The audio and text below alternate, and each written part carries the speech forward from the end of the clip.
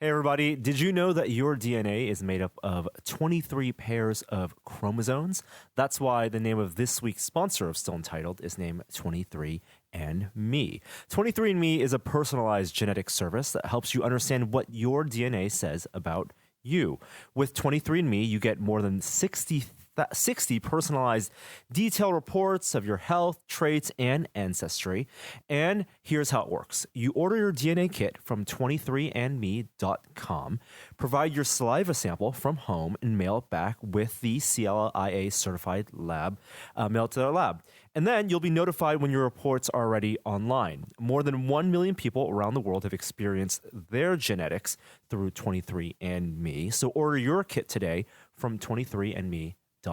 And thank you for listening to this podcast. On with the show. Welcome to Still Untitled, the Adam Savage Project. I am Will. I am Adam. And I am Norm. Hello, gentlemen. Good morning. Man, that swim back from Alcatraz is really long. It was so cold. It was only about 55 minutes. It went faster than I thought. It was, but you get a little extra push off all the bodies floating in the bay who tried to escape before. Well, the thing about it, though, for me, that was the hard part, was punching the sharks in the nose to get them to not eat us. There are a lot of sharks off San Francisco right now.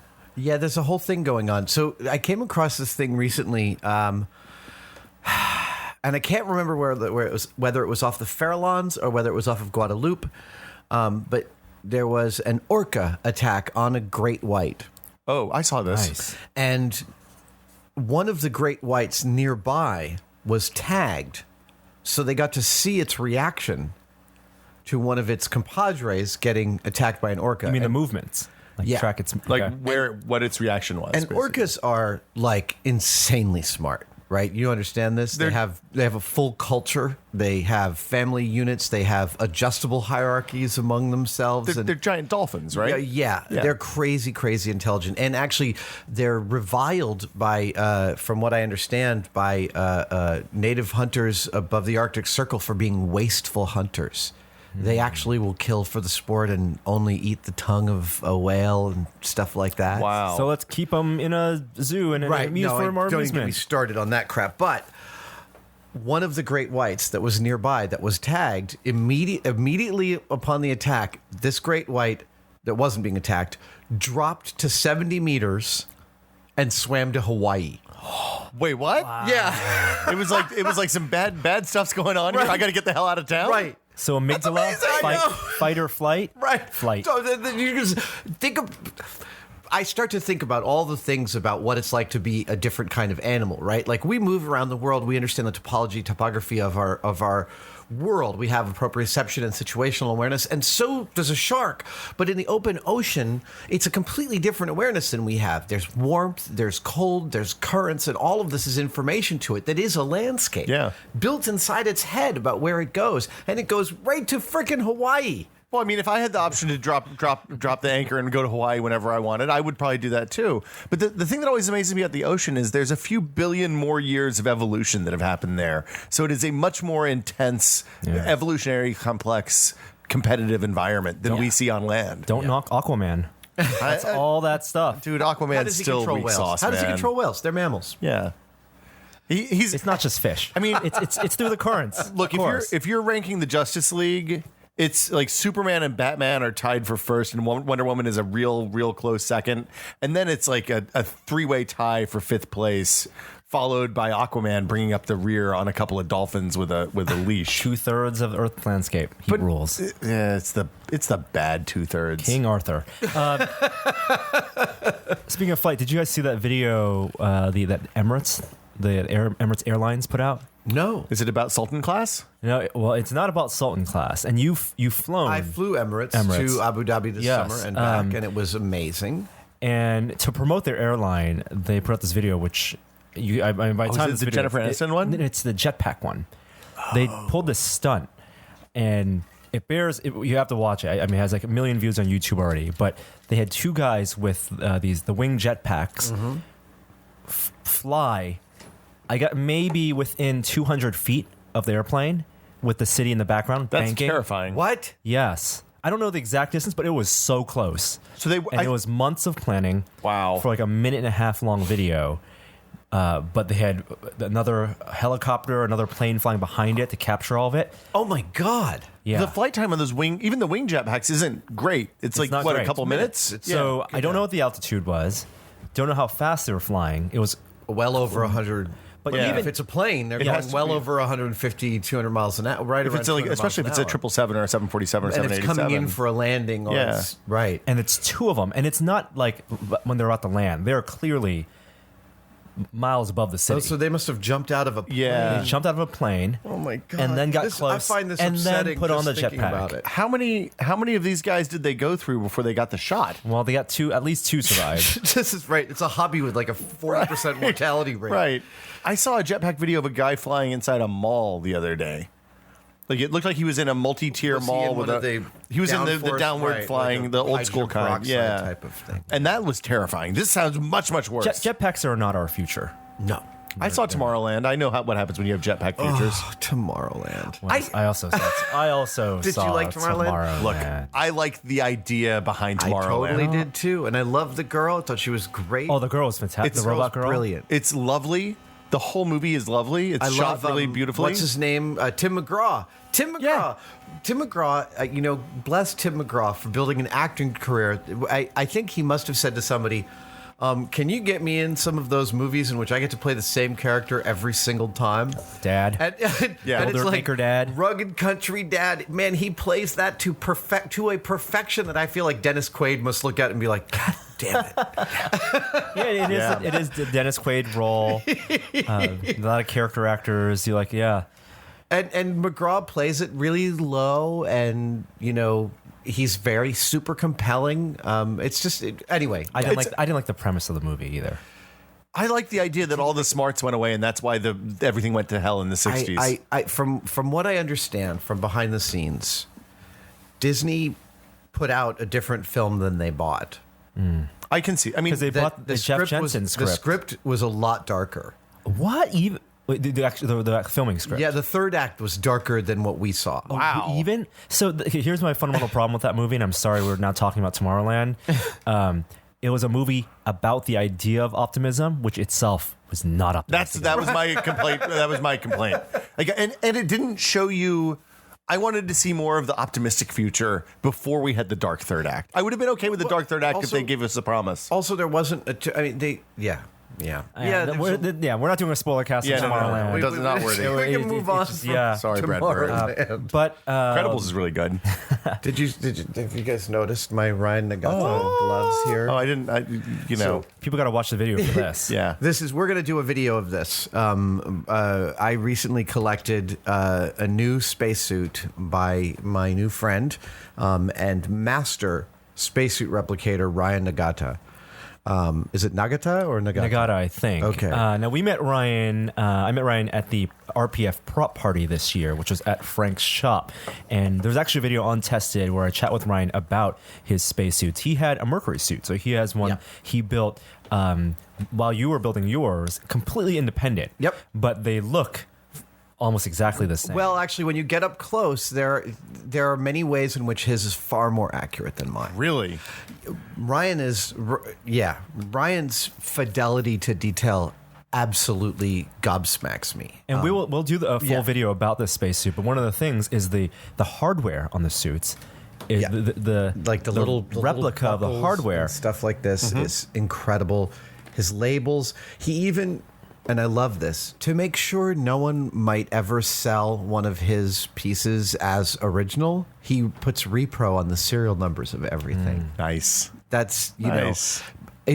if you showed me a picture of the spacesuit that's sitting over there on my pool table, I would have a hard time telling you whether it was original or not. It's breathtaking. It's breathtaking, even Yeah. up close. And so I visited Ryan. So on our way to Mojave this week, I stopped at Ryan's shop down in Los Angeles to pick up this suit. And we spent about an hour there for the fitting and talking about stuff. And I got to see some of his methods up close. And we're going to do a one-day build with Ryan in January. Yeah. Awesome. And it's really like just an incredible craftsperson. I'm really blown away by his work, and I'm so proud to have added this stuff to my. I mean, he molded these gloves from scratch. These were from a mold he made. All the sewing he does. He weathers everything with the mixture of acrylic paint and Portland cement, which he then takes back off so that it feels like it's a suit that's been cleaned for museum. What one of the things I didn't know about from the Apollo suits is they have this. There's a like an outer covering, and then there's the thin rubber gloves. I assume that's so that you could actually move your fingers and pick things up. Yeah, and it's the gloves are one of the just most difficult interfaces of a spacesuit. Most astronauts doing long spacewalks eventually lose fingernails because of the amount of stress on the fingers out at the end, and it's really difficult to make something that's both can handle the PSI load of a spacesuit, but also yield some sensitivity in the fingers. And you guys have held a real space glove. I have not. Oh, really? Yeah, I have never touched a real. We got to put our hands in one. Yeah, there weren't any gloves when I was in Huntsville. Right. Just to be clear, it wasn't a flown space glove. That they let that's us put our fine. hands No, in. It was one that they use in the pool in Houston. Yeah. But it was right around the time that you were building that vacuum glove box, and the experience was very similar, even unpressurized. It was hard to grip. Yeah. Like I assume that like when you're an astronaut, you know you're going to be doing spacewalks. You spend a lot of time with one of those rock climbing finger strengthening exercises. Stress balls. Yeah, Chris has said it's just some of the most stressful work possible. Yeah, in the interview we did during the Martian. Yes. Yeah. Entire body, not just your hands. Yeah. So the Reps other nonstop. thing that Ryan did is he puts loops in the costume to give it the structure that the real spacesuit has. So lying on my pool table, it actually looks like it's full of a person. Yeah. Yeah. I know this is terrible, tantalizing Sorry, for us guys. to look over the camera at a it's so great thing. cool But we over there. will do a video It's of it. really gorgeous. It's the nicest thing I've seen so far today. So And one of the things, as you were showing us photos from your trip, is before we show the video, is his workspace. The thing that you really wanted to point out was you don't need a lot of workspace, a big shop, even No. a shop this size, to build something this amazing. No, No. Ryan has from what I saw, he's got a couple of folding tables and like a row of cabinets, and that's the entirety of his shop. He keeps a very neat workspace. I know that it can probably get messy like anybody's, but he's got he seems to have a really quite impeccable working process. It's really exciting. I can't wait to see the video that you guys do with him. I'm really stoked. Now, a couple weeks ago, when we did the podcast about the announcement that Mythbusters was ending, and you shared some of your immediate thoughts, and you were still kind of in that wave of the news being released, we asked listeners out there to send us questions. And so I think today we're going to devote half this podcast asking you some of those questions. Yeah. And we asked people on Twitter. So always send us emails, questions for Adam in the subject line. Send us notes on Twitter. It's podcast@tested.com is the email address. That's the one, podcast@tested.com. And we'll get those, Adam, when we can. We'll do these occasionally. But one of the questions that came up is... I'm actually paraphrasing it. Now that the final season of MythBusters is done, and you're interested in producing more, what are the stories you want to tell? What kind of stories when you produce? And this is from Jack. Yeah, that's an interesting question. So when you talk about producing stories, you mean for television? For television, that's right. Since I haven't started producing anything yet, it's an open question. For me, I'm always interested in the narrative that feels genuine. That's always been the one of the guiding lights of storylines and story direction on Mythbusters. Is this going to feel like it's a genuinely organic direction, or does it feel like we're over egging the pudding because we're not sure the audience is going to be interested at this point? Well, one of the things we always found on Tested is that people respond best to the stuff that is the most real. Yeah, right. Absolutely. And it's difficult for an editor in another building to know what's genuine to me on the ground, and vice versa. So on Mythbusters, there was always a lot of discussion between the producers who were writing the episodes back in Sydney, Australia, my co-executive producer, Dan, in Manchester, and on the ground in San Francisco.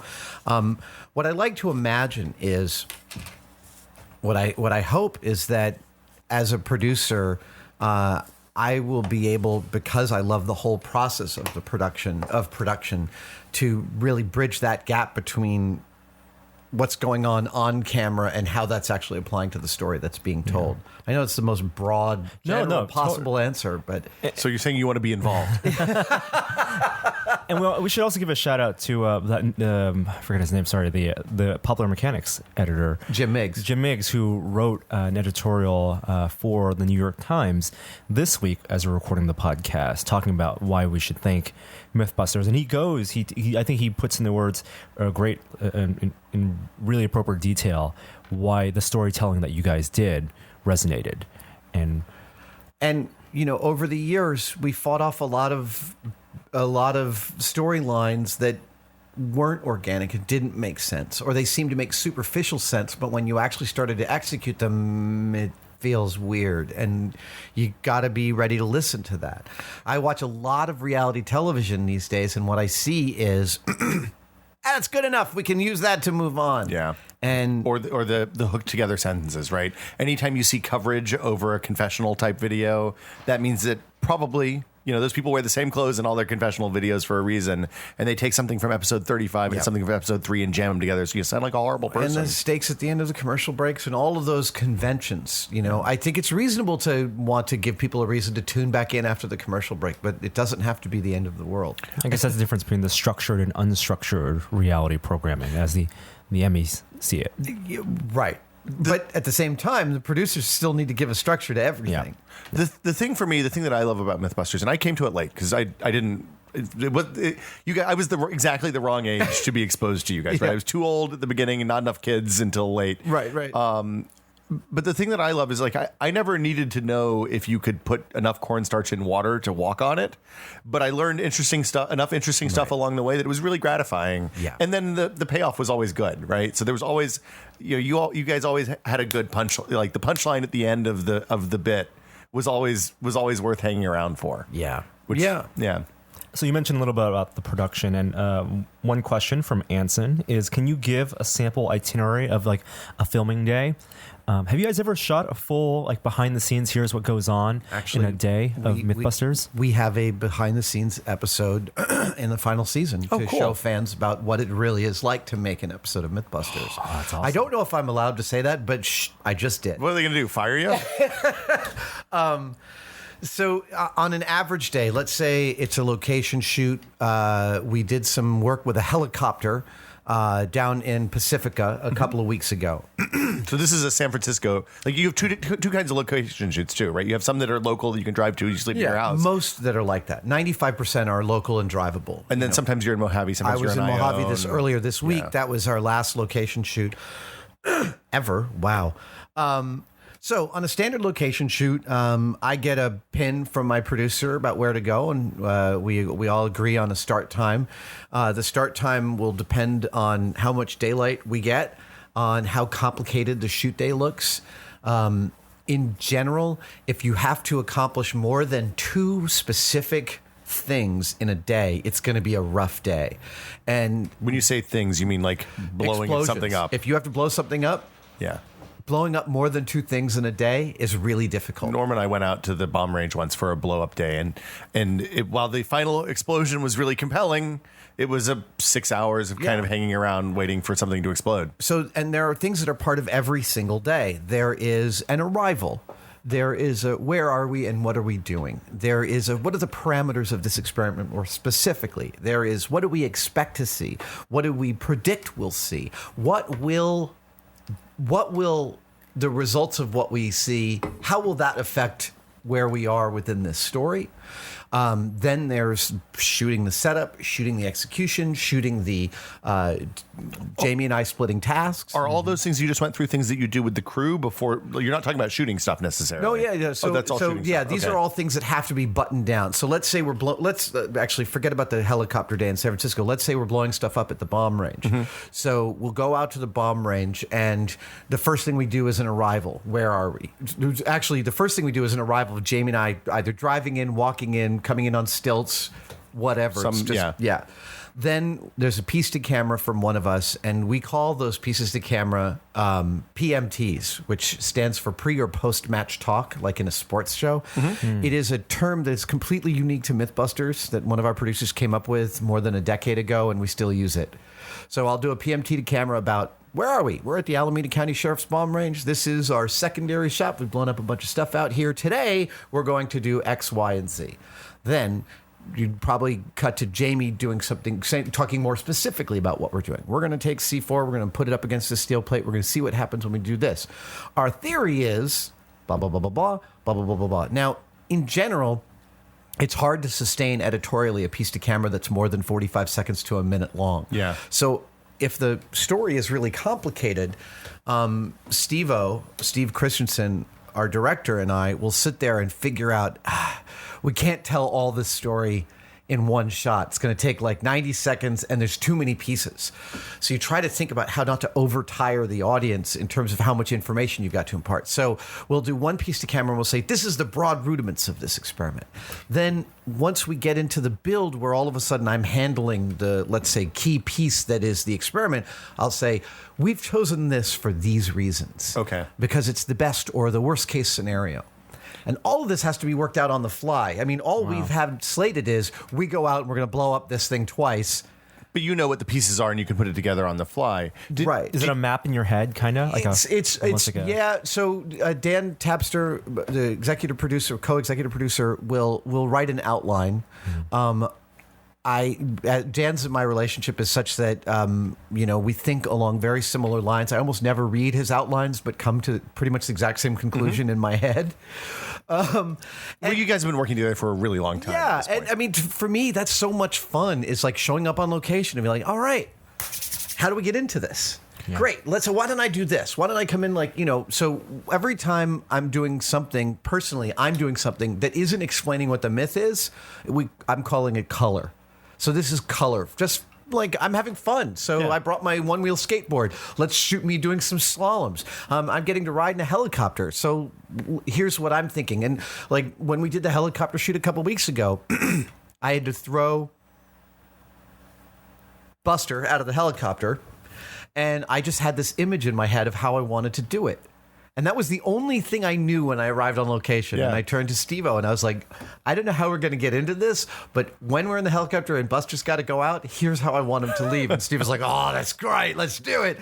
And then we figure out how to put that into a framework. And so it's like we do make it up every single day on the fly, on location. What I like is that it's a form of working the problem. But Yeah, you're working right. the story problem. Exactly. And so we'll have vigorous discussions where, we'll say too much in a piece to camera. And Steve's sitting there listening and he's going, there's like 3 facts too many. Let's bring those in later. Let's do those after you've been working for a while. And now so it's like, I'm building something and sometimes Steve will say, well, can you talk about what you're building? And I'll say, actually, it won't be apparent to the audience.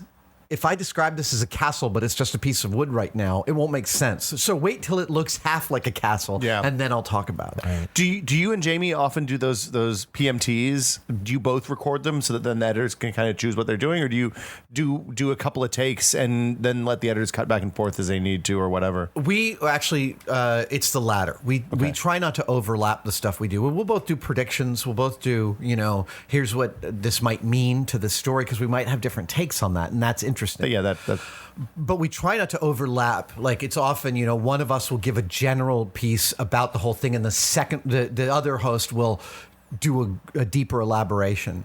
We'll also sometimes do what we call multi-part PMTs, where, for instance, in the finale episode, the final episode ever of Mythbusters. Wow. There is a sequence that is incredibly complex that involves hundreds and hundreds of pieces of something that we built, many different things that we built, and it has to be contextualized before we execute it.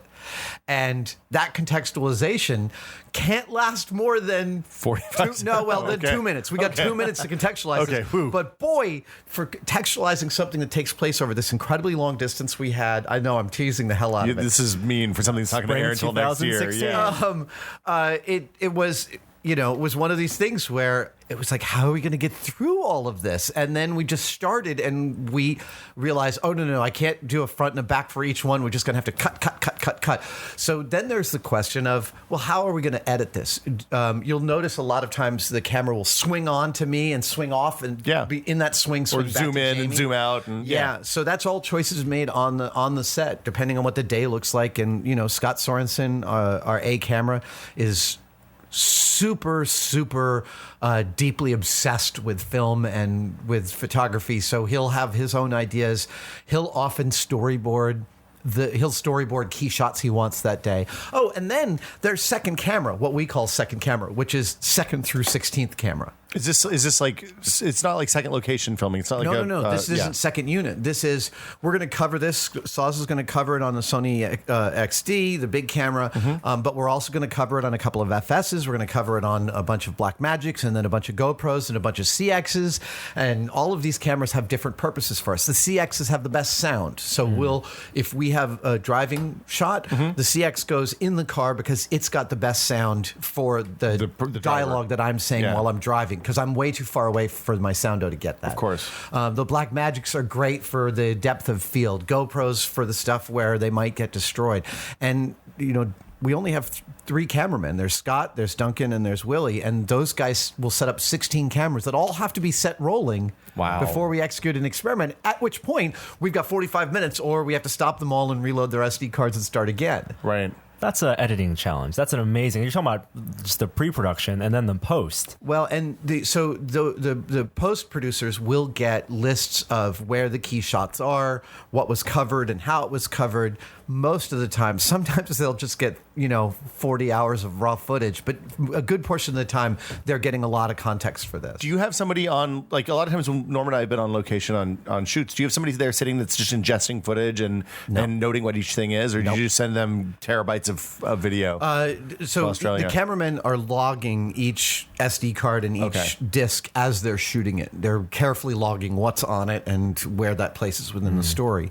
But still a slog for someone to go through. And then when we watch the rough cuts, we will still keenly remember awesome shots. Yeah. And if they're not in the rough cut, we'll call up and be like, we think you guys might have missed something. And sometimes that happens. Sometimes when all the tapes, they'll be like, oh, I didn't realize that at the 30-second mark of this execution of the experiment, there was a really awesome thing where something flew through the air. Okay, let's put that in. Logging is so important for everything, whether you're shooting photos, video. That's what I love on some of those DSLRs where you can record an audio clip to attach to each photo. Yeah, it's when professional photographers take photos at events and then record names and context. Yeah. So the other thing that's happening is obviously we have lunch, so they'll take a lunch order. We'll order out most of the time, and then you mean Jamie's not in the back making ham sandwiches during breaks? Pretty much not. Okay. And then there's how do you wrap out of the sequence, Right? And that also changes depending on the result we got. We might, Because you don't know what's going to happen. You have a good idea, probably. So sometimes there'll be a question as to, well, what happens if everything works beautifully? Yeah. We don't get enough screen time. And I am never one who's I'm like, well, then we don't get enough screen time. We'll put in another sequence or something. Yeah. But I don't want to pad and do a dumb experiment just to make sure that we're covered. And pretty much almost every time something goes wrong anyway. And there's this wonderful double-edged swords where something goes wrong and we're like, damn it, something's gone wrong. But it's like, oh, but it went wrong in a really cool way. So now I know we're home free today. And sometimes that happens at 11 in the morning, but sometimes it doesn't happen until 3 p.m. And like, we've had days where we show up to do something and it worked perfectly on the first try, and we're like, oh, crap. We now don't have enough footage for the third act of the show. Yeah, you can't do a 36-minute episode of a 43-minute show, it turns out. Exactly. But that's rare. I mean, because we're covering everything as it's happening, it's really rare that we finish a day without enough screen time. Do you find it's safer to under-prepare then in that case? Or does it just work itself out? This is an interesting thing. I am interested in under-preparing simply because I want what's going to happen to have a veracity to it. And be fresh. Yeah. But at the same time, I recognize that I get that luxury because my partners in the show, like Steve-O and Dan, are thinking and over-preparing, as is their job. So we get to that tension is important. If I was left totally in charge and I was under preparing everything, I'm sure I would screw stuff up. But, we are a very well-oiled production machine, and we know, Steve and I will start a day, and I'll be like, what do we have to finish in this sequence? Well, it's a 14-minute sequence. Oh, it's a 14-minute story. Okay, well, so then today should be about between 5 and 7 minutes. Yeah, it's going to be 6 minutes. And then we'll finish the day, and I'll be like, man, we got 9 minutes today. Yeah. So we've got a bunch for new media to put online when the episode airs. Or we only got 4 minutes today. We're going to need to take tomorrow's sequence that we're shooting. We're going to need to add some color and some deeper explanation into some of the parts of it in order to build up that screen time. Fascinating. It's so much fun to make this stuff up on the. It's really, I'm going to miss the crap out. It's like improv. Yeah, it totally is. Yeah. So arrive, get a cup of coffee. Steve and I start walking around and be like, well, how are we going to get into this? And it's just I just love it. Is there any stuff that you do every day? Like, is there a safety briefing at the beginning of the day or anything like that? Or there is a safety briefing at the beginning of every single location day, and this was we always did safety briefings for dangerous stuff. Mm-hmm. But the Cannonball episode is one that initiated the safety briefing for everything. Yeah. And it covers right down to keep your sunscreen on. Put it on in the morning, put it on again at lunch, put it on again at 3 o'clock. Look, we're out in Ione, California. Watch out for potholes created by cows walking. Watch out for the mud. There are rattlesnakes. And it's hot out here. So if you get too hot, go ahead and spend some time in the RV. We'll often rent an RV if it's a 95-degree day to give people a place to decompress. Yeah. So that safety meeting will cover.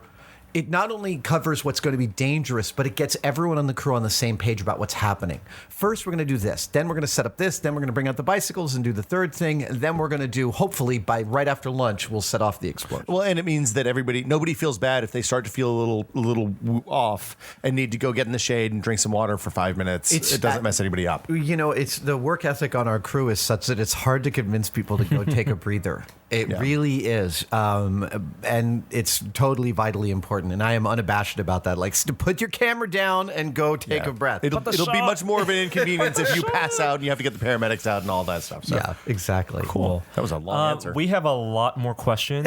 Want to continue questions in a future episode? Let's continue questions in a future episode. Maybe the one after this. Yeah. So there's not all questions. 2 answers, I think. There. Yeah, we have 2. Sorry, maybe 3 answers. It's okay. That was a big question. It was a big question. The typical Mythbuster day is a great question because I will say this. A good friend of mine's worked in television for well over 2 decades and says there is no other show he's ever been on the set of that works like we do. That we're a tiny crew, relatively, not much more than 8 to 12 people on a busy day. And we really show up with such a loose plan and make it so up as we go that that's why the show feels like it does. That's why it feels genuine. And, I love that process so much. It is going to be a process that I'm going to try and impose on every other show I work on because I think it works. Norm and I both started out in magazines working on small niche publications with very small teams by magazine standards. We'd have 5 people that produced 50 pages of magazine a month. Right. And not sending out assignments and taking articles back, and then people actually writing 50 pages of magazine. When you tell somebody at Wired or a big publication, I wrote 14 pages of magazine last month, they're like, you're out of your mind. How did you do that? and the thing that I learned is that when you take a small team of people that are all highly invested in the end product, then you can do things that are truly amazing. Yeah. And would be impossible it doesn't scale is the only bad news. And it's difficult to scale. And that's the thing that is one of the things I'm going to miss the most is this crew. This crew we have is so tight and so amazing and so dedicated. They are all thrilled by every aspect of the process as much as I am. And I know I've said it before, but I really hope I can keep this crew busy. That's my goal. Hey, we'll have a lot more projects next year. Absolutely. Awesome. There we go. And on that note, thanks for watching. Thanks for listening to this episode of Still Untitled. Please send us your questions. You can tweet us at testedcom or send us an email podcast at tested. What is it? podcast at tested.com. Yeah, I guess that the is- domain Simple as that that. the website is on. Oh yeah, we have like Gmails podcast@tested.com. Right. Questions for Adam is what you put in the Yes. subject line, then they go in the right Questions for folder. Adam. Questions for Adam, and we'll be back next week with another episode. All right. Bye, guys. Thanks for watching. Bye.